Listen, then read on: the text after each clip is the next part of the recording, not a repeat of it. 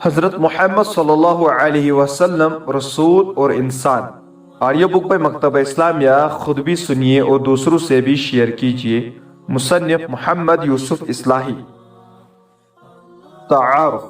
23 سال پہلے کی بات ہے اور یہ انسانی عمر کا تقریباً تیسرا حصہ ہے، بلکہ اگر بچپن کے ابتدائی 14-15 سال نکال دیے جائیں جو کھیل کود، سیکھنے، سمجھنے اور عملی زندگی میں اترنے کی تیاری کے ہوتے ہیں، تو یہ زندگی کی آدھی مدت ہے اور یہ بہت بڑی اور قابل لحاظ مدت ہے۔ عمر کا یہ طویل حصہ کس تیز رفتاری سے غفلت اور تساہل میں گزر گیا، پیچھے مڑ کر دیکھیں اور ذرا غور کریں تو دل بیٹھنے لگتا ہے کہ زندگی جو ایک ہی بار ملتی ہے، اس کی آدھی مدت یوں پلک جھپکتے میں گزر گئی اور ہم کچھ بھی نہ کر سکے۔ دسمبر 1982 عیسوی کی بات ہے۔ شمالی امریکہ کی ریاست کیلیفورنیا میں اناہائم کے مقام پر ایک انٹرنیشنل سیرت کانفرنس کا انعقاد ہوا تھا۔ جہاں تک مجھے معلوم ہے، دور حاضر میں امریکہ کی سرزمین پر یہ پہلی انٹرنیشنل سیرت کانفرنس تھی۔ اورنج کاؤنٹی سینٹر کے احباب قابل مبارکباد ہیں کہ انہی کی شب بروز کی کوششوں کے نتیجے میں اس سرزمین پر یہ نورانی مجلسیں منعقد ہو سکی تھی۔ اورنج کاؤنٹی کے ان جواں عزم احباب میں سب کے نام تو مجھے یاد نہیں ہے، البتہ اپنے عزیز بھائی کا نام تو یاد رہنا ہی تھا، اور وہ تھے سینٹر کے ڈائریکٹر برادر عزیز ڈاکٹر مزمل حسین صدیقی، جو اس سیروزہ مثالی اور کامیاب کانفرنس میں مسلسل جوش و جذبے کے ساتھ اسٹیج پر نظر آتے رہے۔ یہ انٹرنیشنل سیرت کانفرنس سامعین کی شرکت، مقررین کی پرمغز تقاریر، عالم اسلام کے نامور اور مشہور و معروف دانشوروں، اسکالرز اور علماء دین کی آمد کی وجہ سے بہت ہی پر رونق اور اثر انگیز رہی اور اپنے اثرات کی وجہ سے نہایت ہی کامیاب۔ 3 دن تک مسلسل اس تسلیت کے ملک میں توحید کی صدائیں بلند ہوتی رہی اور رسالت کی صحیح تصویر پیش کرنے کے لیے برابر حضور صلی اللہ علیہ وسلم کا رفع ذکر ہوتا رہا۔ کانفرنس کے باشعور کارکنان نے ملک کے ذمہ داروں سے بھی ربط رکھا اور کاؤنٹی کے میئر نے بھی کانفرنس کی بھرپور پذیرائی کی۔ علماء، اسکالرز اور دانشوروں کی خدمت کا اعتراف کرتے ہوئے میئر نے ان سب کو اسناد اعزاز سے نوازا۔ خود تو سفر میں ہونے کی وجہ سے کانفرنس میں شریک نہ ہو سکے، لیکن اپنے نمائندے کو شرکت کے لیے بھیجا اور نمائندے نے نہایت اہتمام کے ساتھ کانفرنس کے معزز مقررین کو اعزازی اسناد پیش کی۔ سیرت کانفرنس میں عالم اسلام کے ہر ملک کے اہل علم و فضل کو مدعو کیا گیا اور خاصی تعداد میں قابل ذکر اہل علم کا کانفرنس میں شریک رہے۔ عذرائے عنایت میں بھی مدعو تھا اور منتظمین نے بروقت سفر کے سارے انتظامات بھی کر دیے تھے۔ پھر بھی کچھ حوصلہ نہیں ہو رہا تھا، مگر خیرخواہوں نے ہمت بندھائی اور میں نے قطعی فیصلہ کر کے منتظمین کو اپنی آمد، وقت اور فلائٹ نمبر وغیرہ کی اطلاع دے دی۔ کانفرنس میں بولنے یا پڑھنے کے لیے مقالے یا تقریر کا عنوان بھی تجویز کر دیا گیا تھا۔ عنوان تھا حضرت محمد صلی اللہ علیہ وسلم رسول اور انسان۔ اللہ کی توفیق سے مجوزہ مقالہ بھی تیار ہو گیا۔ امریکہ کی غالب اکثریت تسلیت کے عقیدے کی قائل ہے اور حضرت عیسیٰ علیہ السلام کو یہ لوگ ابن اللہ مانتے ہیں۔ ملک کی ایک اقلیت جو اپنے اثرات کی وجہ سے کافی اہمیت رکھتی ہے، وہ بھی عقیدہ توحید سے دور جا پڑی ہے اور یہ لوگ حضرت عزیر علیہ السلام کو خدا کا بیٹا قرار دیتے ہیں۔ وقالت الیہود عزیر ابن اللہ وقالت النصارى المسیح ابن اللہ۔ یہود کہتے ہیں عزیر علیہ السلام ابن اللہ ہے اور نصارہ کہتے ہیں کہ مسیح علیہ السلام ابن اللہ ہے۔ غالباً ملک کے اسی پس منظر میں رسالت کی صحیح تصویر پیش کرنے اور توحید کی حقیقت واضح کرنے کے لیے منتظمین نے مقالے کا یہ عنوان طے کیا تھا۔ 24 دسمبر 1982 عیسوی کی صباحی نشست میں یہ مقالہ پڑھا گیا۔ مقررین کی خاصی تعداد کے باوجود عذرائے عنایت یہ پورا مقالہ پڑھنے کا وقت دیا گیا اور سوال و جواب کے لیے بھی موقع فراہم کیا گیا۔ حاضرین میں ہند و پاک کے لوگ خاصی بڑی تعداد میں تھے، اور قابل ذکر بات ہے کہ سامعین کانفرنس میں شرکت ہی کے لیے نہیں بلکہ کچھ سننے اور سمجھنے کے لیے آئے تھے۔ کانفرنس ہی میں بعض احباب کا اصرار تھا کہ مقالہ کتابی شکل میں شائع کیا جائے، اور ہمارا بھی خیال تھا کہ انشاءاللہ جلد کتابی شکل میں مقالہ شائع کیا جائے گا، لیکن تساہل، غفلت اور کچھ ہنگامی کاموں کی وجہ سے، جن کا پہلے کوئی خیال و گمان بھی نہ تھا، یہ کام ٹلتا رہا، اور آج تقریباً 23 سال کی طویل مدت کے بعد اس کی طباعت کا نظم کیا جا رہا ہے۔ اللہ کی طرف سے اس کے لیے یہی وقت مقرر تھا، اور شاید یہی اس کی طباعت کے لیے مناسب وقت ہے، اس لیے کہ اس وقت صرف اسلام ہی عالمی میڈیا میں زیر بحث ہے، اور زیر غور بھی اسلام ہی ہے۔ اسلام کے سوا میڈیا میں کسی دین کا چرچا نہیں ہے۔ عالم انسانیت کی ہماگیر پریشانی، خلفشار اور افراتفری کا بنیادی سبب صرف یہ ہے کہ انسان اپنے خالق کے صحیح تصور سے ناآشنا ہے، اور دنیا اللہ تعالیٰ کو جو خالق بھی ہے اور مالک و فرما روا بھی، اپنی عملی زندگی سے بے دخل کر کے اپنے مسائل حل کرنا چاہتی ہے، اور اس کی ہدایت سے بے نیاز ہو کر زندگی گزارنے کی کوشش کر رہی ہے۔ اللہ کے فضل و کرم سے یہ کتاب چند طباعت کے مرحلوں سے گزر کر آپ کے ہاتھوں میں پہنچنے والا ہے۔ دعا ہے کہ رب العزت اس کو شرف قبول بخشے، قارئین کے لیے مفید بنائے، اور مرتب کے لیے اس کو ذخیرہ آخرت قرار دے۔ آمین و بھی نستعین۔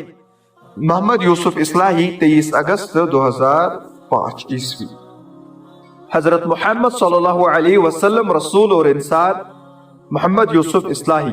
الحمدللہ رب العالمین الذي من على المؤمنين إذ بعث فيهم رسولا من أنفسهم يتلو عليهم آياته ويزكيهم ويعلمهم الكتاب والحكمة والصلاة والسلام على رسوله الذي بعث إلى الناس كافة ليخرجهم من الظلمات إلى النور ويهديهم إلى صراط العزيز الحميد والسلام على آله وأصحابه الذين اتبعوه بإحسان إلى يوم الدين۔ بعثت رسول اور عالم انسانی۔ رسول کی آمد عالم انسانیت میں پیش آنے والے شب و روز کے واقعات کی طرح کوئی عام اور معمولی واقعہ نہیں ہوتا، بلکہ یہ تاریخ انسانی کا ایک انقلاب خیز اور فیصلہ کن مرحلہ ہوتا ہے۔ رسول بندوں کے درمیان خدا کا فیصلہ اور فرقان بن کر آتا ہے۔ وہ نیک کو بد سے، محسن کو مجرم سے، طیب کو خبیث سے، اور وفا شعار کو باغی سے الگ چھانٹنے اور ممتاز کرنے آتا ہے۔ وہ اپنے مخاطب انسانوں کو لازماً دو گروہوں میں تقسیم کرنے اور دونوں کے درمیان ایک مستقل کشاکش برپا کرانے آتا ہے۔ اس کی رسالت کو تسلیم کر کے اس کی پیروی کرنے والے خدا کے پسندیدہ اور محبوب قرار پاتے ہیں، اور اس کی تکذیب کر کے مخالف کیمپ میں رہنے والے خدا کے معتوب و مقبول ٹھہرتے ہیں۔ رسول کی آمد کے بعد صرف دو ہی صورتیں ہوتی ہیں اور ہو سکتی ہیں، کوئی تیسری صورت ممکن نہیں۔ یا اس کے مخاطب حزب اللہ کے افراد ہوں گے یا حزب الشیطان کے۔ تقریباً 14 صدی پہلے خدا کے آخری رسول اور عالم انسانیت کے رہنما اس دنیا ہست و بود میں تشریف لائے تو قرآن نے ایک تنبیہی اعلان کیا، لَقَدْ جَاءَكُمْ رَسُولٌ مِّنْ أَنفُسِكُمْ۔ سورہ توبہ۔ تمہارے پاس رسول آ گئے جو تم ہی میں سے ہیں۔ یہ سورہ توبہ کی آیت کا ایک مختصر سا فقرہ ہے۔ سورہ توبہ مدنی دور کی آخری سورتوں میں سے ہے۔ اس فقرے کے مخاطب مکے اور مدینہ کے وہ سارے ہی لوگ ہیں جن کے درمیان آپ پچھلے 20-22 سال سے دعوت و تبلیغ کا کام کر رہے تھے۔ اس کے مخاطب یہود و نصارہ بھی ہیں، مشرکین منافقین بھی ہیں اور مومنین بھی۔ اس فقرہ میں بیک وقت نہایت بلیغ انداز میں ترغیب و تشویق بھی ہے اور انذار و تنبیہ بھی۔ رسول آ گئے یعنی جس ہستی کا تمہیں نہایت اشتیاق کے ساتھ انتظار تھا، جس کی اطلاع تمہیں تورات میں دی گئی، جن کی بشارت تمہیں حضرت عیسیٰ علیہ السلام نے دی تھی، اور جن کا ذکر خیر تم اپنے بزرگوں سے سنتے چلے آئے تھے۔ وہ دعائے خلیل اور نوید مسیح رسول کریم تشریف لے آئے سوچو تمہارے شوق انتظار دعائے خلیل نوید مسیح کا تقاضا کیا ہے اور اس مقدس رسول کا جس کے تم منتظر تھے تمہیں کس شان سے استقبال کرنا ہے۔ یہ تو تشویق و ترغیب کا پہلو ہے۔ دوسرا پہلو انذار اور تنبیہ کا ہے۔ رسول آ گئے یعنی یہ کسی عام انسان کی آمد نہیں ہے بلکہ خدا کے رسول کی بعثت ہے۔ رسول تمہارے درمیان فرقان بن کر آئے ہیں۔ وہ لازماً طیب کو خبیث سے اور نیک کو بد سے چھانٹ کر الگ کرنے آئے ہیں۔ مہلت کی گھڑی ختم ہو گئی، عذر کا دور بیت گیا، حق اور باطل نکھر کر سامنے آ گیا۔ اب تو لازماً کسی ایک ہی گروہ کے ساتھ ہونا ہے۔ اگر تم نے محمد کی رسالت کو تسلیم کر کے ان کی پیروی کی روش اختیار نہ کی تو تم لازماً رسول کے مخالف کیمپ میں ہو اور حق سے تمہارا رشتہ ختم ہو چکا ہے۔ رسول کی آمد و بعثت کے بعد اب تمہاری فلاح یا خسران اور نجات یا تباہی وابستہ ہے صرف اس بات سے کہ تم محمد کی دعوت کا کیا جواب دیتے ہو اور محمد کے تئیں تمہارا رویہ کیا رہتا ہے۔ آج بھی یہ فقرہ اپنی پوری تنبیہ شان کے ساتھ روئے زمین کے تمام انسانوں سے مخاطب ہے، خواہ وہ کسی نسل، کسی قوم، کسی رنگ اور کسی وطن کے ہوں اور کوئی بھی زبان بولتے ہوں کہ اللہ کے رسول آ چکے، اپنا پیغام دنیا کے سامنے پیش کر چکے۔ اب نہ رہتی زندگی تک کوئی دوسرا رسول آئے گا کہ آپ خاتم النبیین ہیں اور نہ کسی دوسرے رسول کی ضرورت ہے کہ آپ تمام انسانوں کی طرف مبعوث کیے گئے ہیں اور آپ کی سیرت و سنت محفوظ ہے۔ آپ کی لائی ہوئی کتاب مبین اور آپ کی سنت و پیغام ایک گروہ کے پاس موجود ہے۔ اب رہتی دنیا تک انسانوں کی فلاح یا خسران کا دارمدار اس بات پر ہے کہ وہ اس کتاب پیغام کے ساتھ کیا سلوک کرتے ہیں۔ اس پیغام کی صدا جہاں جہاں پہنچ رہی ہے وہاں کے باشندوں کو یہ فقرہ تنبیہ کر رہا ہے کہ یہ دعوت و پیغام یوں ہی سر جھٹک کر گزر جانے کی چیز نہیں ہے۔ اب انسانوں کی قسمت کا فیصلہ لازماً اس رویے اور فیصلے پر منحصر ہے جو وہ اس دعوت و پیغام کے ساتھ اختیار کرتے ہیں۔ یہ کسی عام انسان کی صدا نہیں بلکہ شہنشاہ کائنات کے رسول کی دعوت ہے، اور اب تک قیامت انسانوں کا انجام اسی سے وابستہ ہے۔ پھر مومنین کو اس فکرے میں یہ تسلی بھی ہے کہ تم نے جس شخص کی پکار پر لبیک کہا ہے وہ کوئی اور نہیں مالک کائنات کا فرستادہ رسول ہے۔ حالات کیسے ہی سنگین ہو، اس دعوت کے داعی اور حامل کیسے ہی بے وسائل ہوں، وہ ہرگز دل تھوڑا نہ کریں۔ ان کی پشت پر وہ مالک کائنات ہے جو قوت و عزت کا سرچشمہ ہے اور جو قدر و شناس بھی ہے، وہ ہرگز رسول کے مخلص پیرووں کو ضائع نہیں کرے گا۔ رسالت محمدی کا انکار ممکن نہیں۔ جن کی روشنی میں جس طرح سورج کو جھٹلانا ناممکن ہے، ٹھیک اسی طرح روشن اور واضح دلائل کی روشنی میں محمد صلی اللہ علیہ وسلم کی رسالت کو جھٹلانا بھی ناممکن ہے۔ روئے زمین پر پائی جانے والی آسمانی کتابیں، خدا کے بھیجے ہوئے انبیاء کی بشارتیں، خود رسول پاک کی تابناک زندگی اور آپ کی تعلیم شاہد ہے کہ آپ واقعی اللہ کے رسول ہیں۔ تعمیر کعبہ کے وقت حضرت ابراہیم علیہ السلام نے دعا کی تھی، اللہ نے یہ دعا قبول فرمائی اور انسانوں پر احسان عظیم فرما کر حضرت محمد صلی اللہ علیہ وسلم کو مبعوث فرمایا۔ لقد من اللہ علی المؤمنین اذ بعث فیہم رسولا من انفسہم، آل عمران۔ بے شک مومنین پر اللہ نے احسان فرمایا کہ ان میں ایک رسول اٹھایا۔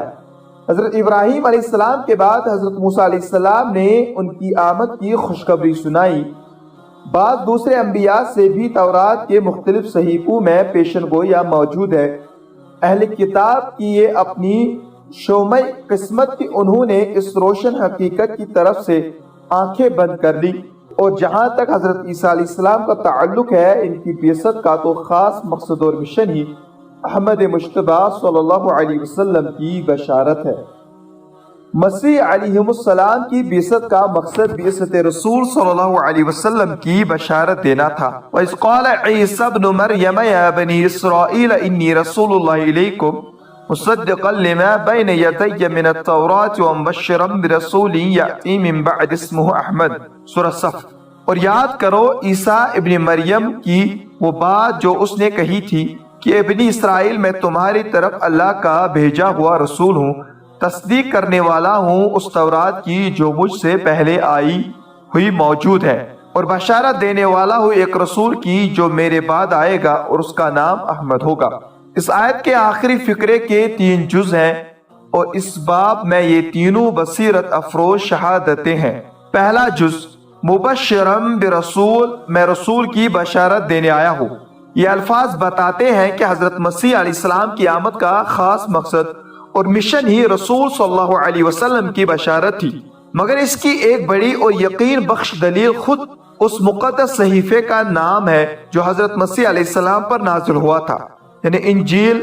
انجیل بلا اختلاف یونانی لفظ ہے اور مسلم طور پر اس کے معنی ہے بشارت۔ انجیلوں کا خاص موضوع ہی حضرت صلی اللہ علیہ وسلم کی بشارت ہے۔ مختلف اسلوبوں، پیرایوں اور گوناگوں تمثیلات میں بار بار یہی مضمون آیا ہے، اور کھلے دماغ سے سوچے تو ان میں اس نظام صالح کی خوشخبری دی گئی ہے جس کی برکتیں صحابہ کرام رضوان اللہ علیہم اجمعین کے مبارک ہاتھوں زمین پر پھیلی۔ دوسرا جز یأتی من بعدی، وہ میرے بعد آئے گا، یعنی آج جناب صلی اللہ علیہ وسلم نے زمانے کی تعین بھی قطعی طور پر فرما دی کہ آخری رسول میرے بعد آئے گی۔ تیسرا جز اسمہ احمد، اس کا نام احمد ہوگا، یعنی آپ نے نام کی صراحت بھی فرما دی۔ رسول کا لفظ جو پہلے جز میں نقرہ بیان کیا گیا ہے، آج جناب نے اس کی 2 ایسی خاص اور متعین مصداق والی صفات بیان کر دی کہ وہ نقرہ نہ رہا بلکہ معرفہ بن گیا۔ سیدنا مسیح علیہ السلام کے بعد وہ ذات اقدس غیر مبہم طور پر حضرت محمد صلی اللہ علیہ وسلم کی ذات ہی ہے جن پر یہ صفات منطبق ہوتی ہیں۔ عیسیٰ علیہ السلام کے متبعین میں یہ بات غیر معروف نہ تھی، وہ عیسیٰ علیہ السلام کی بشارت سے بھی بخوبی واقف تھے، آخری رسول کی بتائی ہوئی صفات اور علامات سے بھی آشنا تھے، انجیل کی تمثیلات کا مفہوم بھی جانتے تھے، اور آخری رسول صلی اللہ علیہ وسلم کے منتظر بھی تھے۔ یہی وجہ ہے کہ نجاشی کے دربار میں جب حضرت جعفر ابن ابی طالب نے حضرت صلی اللہ علیہ وسلم کی تعلیمات پیش کی تو اس نے برجستہ کہا، مرحبا بکم وبمن جئتم من عنده، اشہد انہ رسول اللہ وانہ الذی نجدہ فی الانجیل وانہ الذی بشر بہ عیسی ابن مریم۔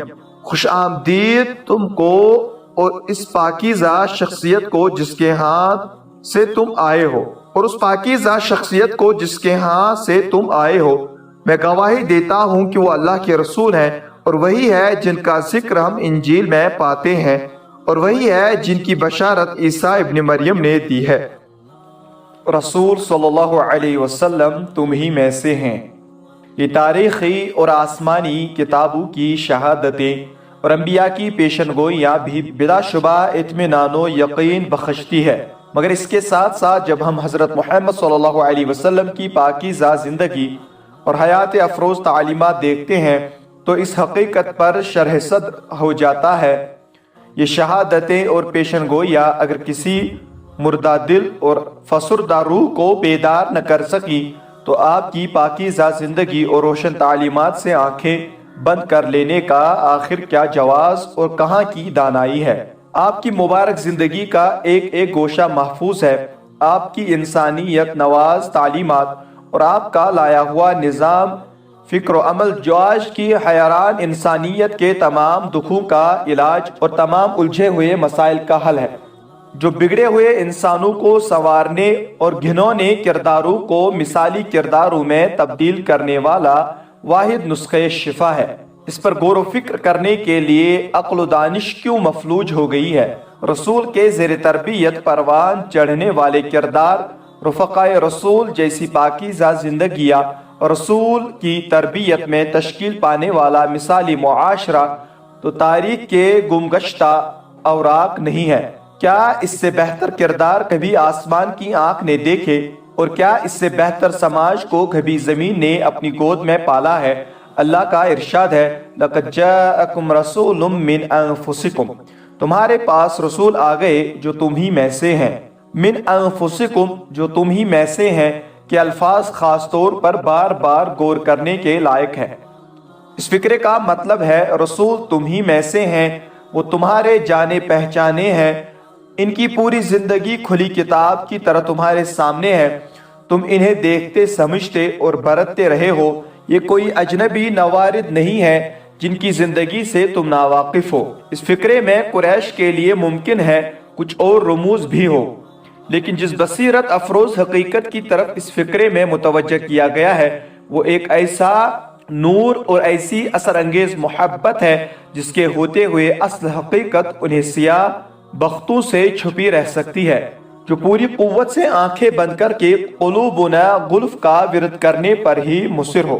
جس پاک باز اور راست باز انسان نے عمر بھر انسانوں کے معاملے میں کبھی جھوٹ اور خیانت سے کام نہیں لیا، جو ہمیشہ صادق و امین کی صفات سے معاشرے میں معروف رہا، وہ خدا کے بارے میں کبھی جھوٹ اور خیانت سے کام لے سکتا ہے۔ ان کے ساتھ شب و روز زندگی گزارنے والے، ان کو بچپن سے دیکھنے اور برتنے والے، ان سے زندگی کے مختلف میدانوں میں تعلق رکھنے والے جانتے ہیں اور پورے یقین سے جانتے ہیں کہ ان کی زندگی خود غرضی، مطلب برآری، اقتدار طلبی، دولت پرستی، حرص و لالچ، خواہش پرستی اور دنیا طلبی جیسی رذیل صفات اور گھٹیا جذبات سے پاک اور عرفہ ہے۔ ان کی زندگی سراسر صداقت، امانت، پاک بازی، بے غرضی، خلوص، خیرخواہی، للہیت، راست بازی، خدا ترسی اور انسانیت نوازی جیسی اعلیٰ صفات کا بہترین مرقع ہے۔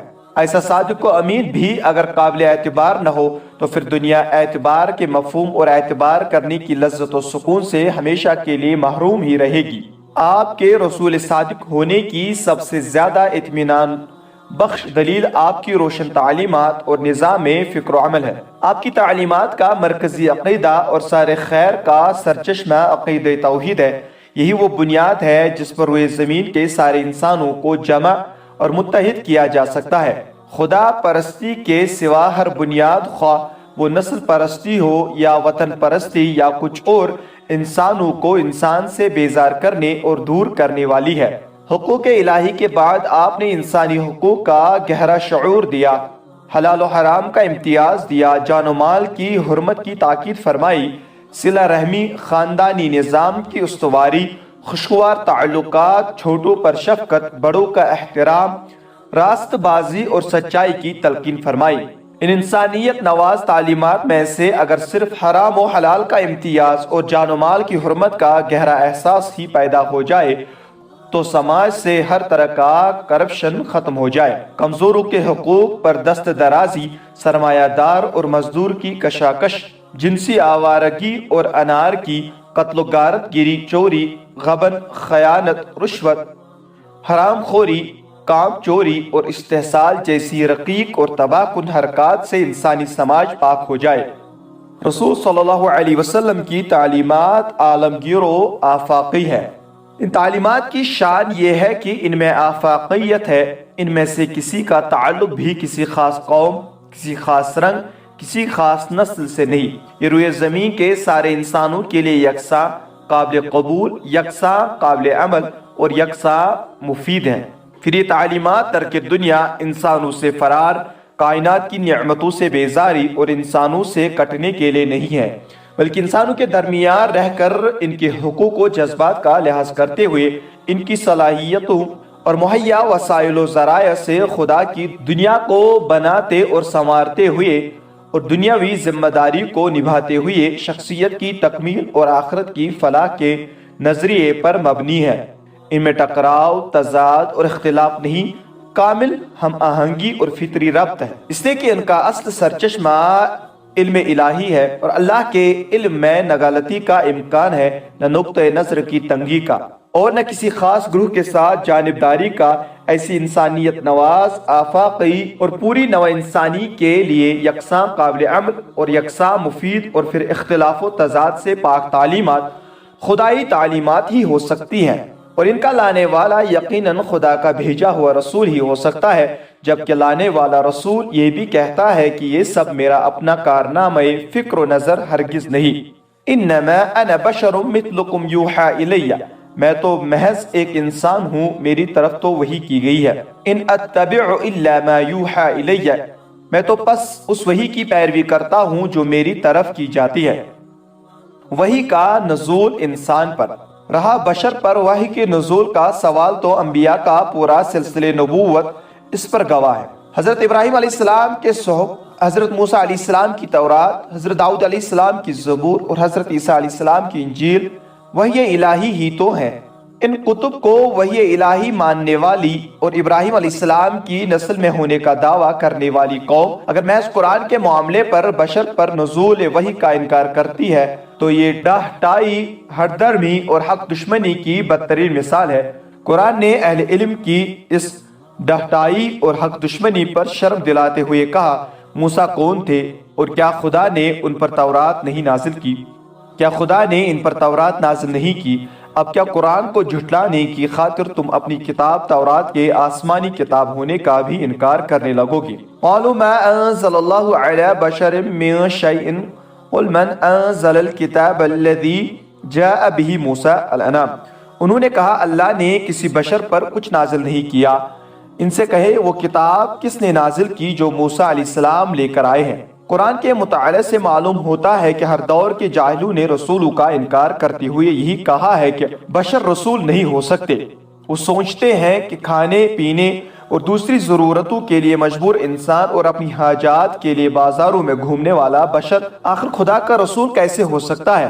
ما لہذا الرسول یأکل الطعام ویمشی فی الاسواق، یہ کیسا رسول ہے جو کھانا کھاتا ہے اور بازاروں میں چلتا پھرتا ہے؟ جہالت و گمراہی کا نقطۂ آغاز۔ استباق جہالت کی ابتدا بڑی معصوم اور بے ضرر سی محسوس ہوتی ہے، مگر یہی بظاہر بے ضرر اور معصوم سی جہالت دھیرے دھیرے بڑھ کر قبول حق اور پیروی حق کے لیے سب سے بڑی رکاوٹ بن جاتی ہے۔ ہوتا یہ ہے کہ دینی شخصیتوں کو ان کے معتقدین عقیدت کے غلو میں عام انسانوں سے کچھ اونچی چیز سمجھنے لگتے ہیں۔ انسانی ضرورتوں اور بشری تقاضوں سے ان کو بالا تر رکھ کر کچھ جذباتی اطمینان سا محسوس کرتے ہیں، اور ان کی ذات کے ساتھ کچھ ڈرامائی انداز کی صفات اور خصوصیات منسوب کر کے ان کی شخصیتوں کو کچھ عجوبہ سا بنا لیتے ہیں۔ پھر جو زمانہ گزرتا جاتا ہے اور ذہن و قلب کی تطہیر و تزکیے کا نظام ڈھیلا پڑتا جاتا ہے، یہ غلط تصورات اور مفروضات ذہن و قلب پر مسلمات بن کر چھاتے چلے جاتے ہیں، اور گوناگوں قصے اور کہانیاں تصنیف ہونے لگتی ہیں جن سے جاہل عوام یہ تصور کرنے لگتے ہیں کہ یہ دینی شخصیتیں بشری حاجات اور انسانی کمزوریوں سے بالاتر تھی اور ان کے پاس کچھ ما فوق الفطرت قسم کی قوتیں تھی۔ جہالت اور تو ہم پرستی کی یہ لائی یہاں تک بڑھتی ہے کہ یہ ہستیاں انسان نہیں کچھ اور بن جاتی ہیں۔ ان کے بارے میں انسان ہونے کا تصور ان کی تحقیر و تذلیل قرار پاتی ہے، اور ایسا سوچنا گمراہی کی علامت بن جاتا ہے، اور آخر کار یہ دینی شخصیتیں خدا بن جاتی ہیں، یا کم از کم خدائی صفات کی حامل، یا پھر من گھڑت کرامات اور معجزات کا حیرت انگیز فلسفہ گھڑ کر عوام کو قبول حق اور اتباع حق کی ضرورت سے بے نیاز اور اپنی روش پر اطمینان کا نشہ پلا دیا جاتا ہے۔ قرآن بتاتا ہے کہ رسول انسانی ہوتے ہیں، انسانوں کے لیے انسان ہی نمونہ ہو سکتا ہے، فرشتہ نمونہ نہیں ہو سکتا، اور نہ کوئی ایسی مخلوق انسانوں کے لیے نمونہ بن سکتی ہے جو انسانی ضروریات اور خصوصیات سے بالاتر ہو۔ روئے زمین پر بسنے والے انسانوں کے لیے نمونہ صرف انسانی ہو سکتا ہے۔ لو كان في الارض ملائكة يمشون مطمئنين لنزلنا عليهم من السماء ملكا رسولا، اگر زمین میں فرشتے اطمینان سے چل رہے ہوتے تو ہم ضرور کسی فرشتے ہی کو آسمان سے ان کے لیے رسول بنا کر بھیجتے۔ رسول انسانی ہوتا ہے، رسول صرف پیغام رسا ہی نہیں ہوتا۔ اگر اس کا کام صرف اتنا ہوتا کہ وہ خدا کا پیغام سنا دیتا اور بس، تو بے شک یہ کام فرشتے بھی کر سکتے تھے، لیکن رسول کا کام صرف اتنا ہی نہیں ہے، وہ اپنی لائی ہوئی دعوت اور کتاب کی تبیین و توضیح بھی کرتا ہے۔ یہ تبیین و توضیح صرف زبان سے نہیں ہوتی اور نہیں ہو سکتی ہے، یہ تبیین و توضیح اسی وقت ہوتی ہے جب وہ عمل سے بھی توضیح کرتا ہے۔ وہ اپنے پیغام و دعوت کے مطابق انسانوں میں تربیت و اصلاح کا کام کرتا ہے، عملی زندگی میں اپنے لائے ہوئے اصولوں کا انتباہ کرتا ہے، دین کے احکام اور مطالبات پر خود عمل کر کے دکھاتا ہے۔ ایک باپ، ایک بیٹے، ایک بھائی، ایک شوہر، سسر، داماد، چچا، بھتیجے، نانا، چھوٹے بزرگ، ساتھی، رفیق سفر، دوست، دشمن، تاجر، خریدار، مزدور، آقا، کمانڈر، فاتح، حکمران، غرض ہر حیثیت سے عملی زندگی کے ہر میدان میں نمونہ عمل بن کر دکھاتا ہے۔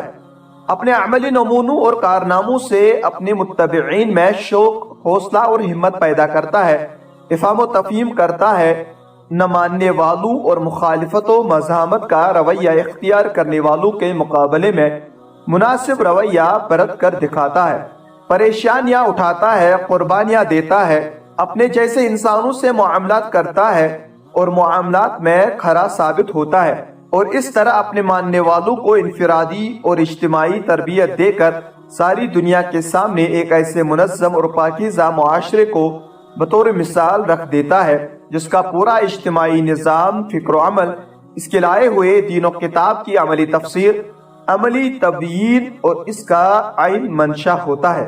حضرت محمد صلی اللہ علیہ وسلم کی جامع شخصیت، دل آویز کردار، بلند سیرت، مثالی زندگی، دلکشی اور ساری رعنائی ہی یہ ہے کہ آپ انسان تھے، انسانوں میں انسان ہی کی طرح آپ نے اپنے شب و روز گزارے۔ آپ مختلف انسانی رشتوں میں بندھے ہوئے بھی تھے، مختلف تعلقات اور معاملات بھی رکھتے تھے، مختلف حیثیتوں کے حامل بھی تھے، مختلف گھریلو، خاندانی، سماجی ذمہ داریاں بھی آپ نبھاتے تھے، اور یہ حقیقت سورج سے زیادہ روشن ہے کہ ہر پہلو سے آپ اسوہ کامل اور بے مثال قائد ثابت ہوئے۔ آپ کے تابناک اور مثالی کردار کا جو رخ سامنے آیا اور جس پہلو پر بھی نگاہ پڑی دل نے گواہی دی، کرشمہ دامن دل می کشت کی جائیں جاست۔ ایک واقعہ جو رسول اور انسان کے تعلق کو بتاتا ہے۔ آپ کی تابناک اور مثالی زندگی سے اختصار کے ساتھ صرف ایک واقعہ پیش کرتا ہوں جس سے یہ ایمان افروز حقیقت سامنے آئے گی کہ یہ کردار صرف وہی شخص ادا کر سکتا ہے جو رسول ہو، اور ایسا ہی رسول ادا کر سکتا ہے جو انسان ہو۔ صبح صادق کی سفیدی پھیل چکی تھی، طبیعت آج قدر پرسکون تھی۔ حجرے میں سے پردہ اٹھا کر آپ نے دیکھا کہ فجر کی جماعت کھڑی ہو چکی ہے۔ کچھ دیر تک آپ یہ دل نواز منظر دیکھتے رہے اور مسکراتے رہے۔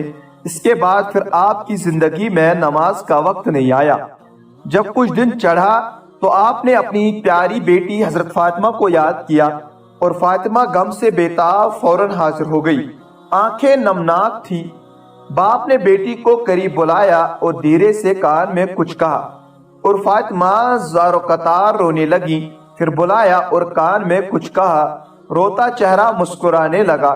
فاطمہ زہرا کی نگاہیں چہرے انور پر جمی ہوئی تھی۔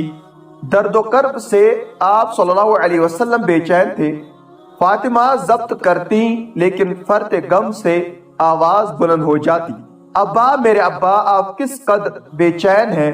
شفیق باپ نے کہا، بیٹی، کیا تمہارے لیے یہ کم خوشی کی بات ہے کہ تم خواتین جنت کی سردار ہوگی؟